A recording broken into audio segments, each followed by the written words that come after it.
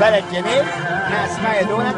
تفرج، هذه بحيرة صناعية، بعد شوية يسووا فيها ماكينة كذا تطلع منها أمواج، ما أدري كيف تطلع منها الأمواج.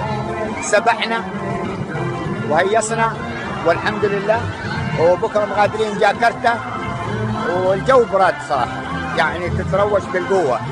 اللي ما يعرف يتروش بعد شوية بوريكم كيف يخلوه يتروش بطريقة غريبة جدا. في سطل كبير ياخذ له يمكن نص وايت، يوقف تحته ويصب على راسك المويه بدقه واحده وخلاص تتروج.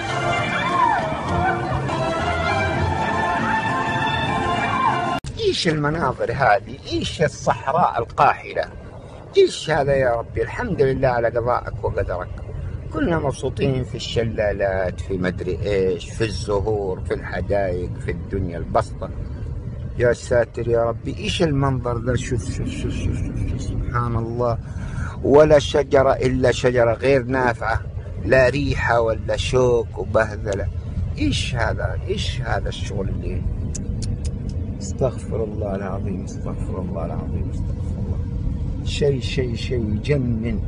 هذه المناظر تجيب الرمد في العين وتضعف البصر وحتى تأثر على ذكاء. عشان كذا السعوديين أغلبهم أغبياء من هذه المناظر. ما في شيء ينشط الذهن، ينشط المخ.